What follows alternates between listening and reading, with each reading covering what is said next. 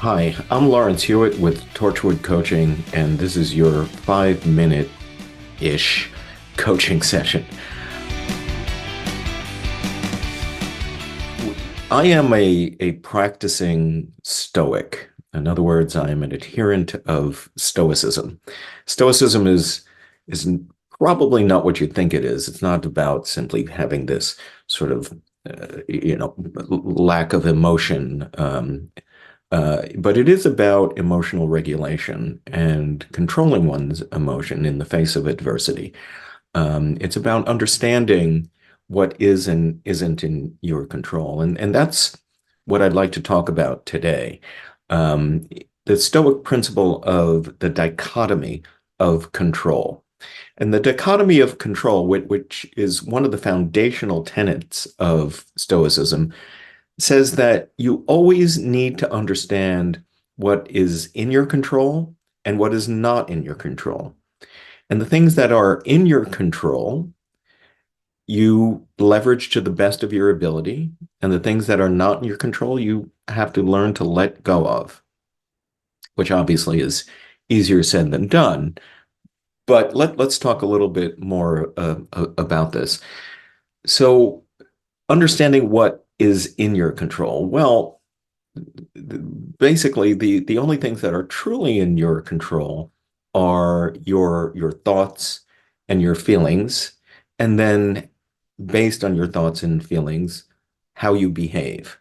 What's not in your control are the behaviors of other people, the thinking of other people, and therefore you should not let the thoughts, the feelings, the behaviors of others um, make you feel anxious, worried, angry, frustrated, etc. Those are the types of things you need to let go of. When it comes to the things that are in your control, the first part of this is being aware of what are you thinking about this particular situation? How is that making you feel?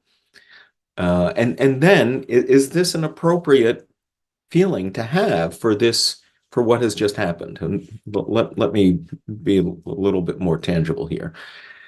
For example, if you're driving and some guy is driving like a maniac, you that can make you angry, but shouldn't? I mean, do you have control over what this guy does?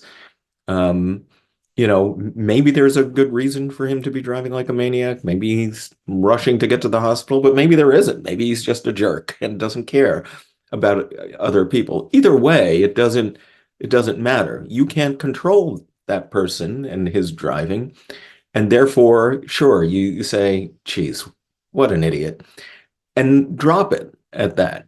Don't let it consume you and then carry that with you for the rest of the day. You need to let it go. Another great example is, for example, the people that are, married, right? People are in relationships. You can't make your partner love you, right? All that's in your control is to make yourself lovable to your partner. Do those things that you know will resonate with your partner and make yourself lovable. The rest is up to your partner. That's out of your control. And so you shouldn't worry about that. This ties in with a previous post I recently done on empathy, right? This is why empathy becomes important, because if you understand the needs of another person, if you can put yourself in another person's place, you can better understand what you would need to do to help influence that person. Influence, not control, influence, leverage those things, and then let go because you've done what was in your control. Now, why is the dichotomy of control so powerful? I've had clients that I have coached this tenet through, and what they tell me is it is very enlightening to them. They feel like a weight has been lifted off of them. Instead of trying to control every aspect of their lives and the people around them, they realize that they don't have to. In fact, that they can't. And then they no longer try. They focus on what they can control, what they can influence. They focus on how they react to other people and situations. And that brings them a lot more emotional regulation and therefore a lot more control over their lives. Okay, I've gone way over my 5 minutes. That's the dichotomy of control. Please check out my website, torchwoodcoaching.com. Please feel free to reach out to me. Let me know what you think of this. Let me know what's on your mind. Um, I'm not a real salesperson, so I won't try to sell you on coaching. You can also check out the website of my other business, Leadership in Play, which delivers leadership lessons through gameplay, in-person gameplay. It's pretty interesting. So check out leadershipinplay.com.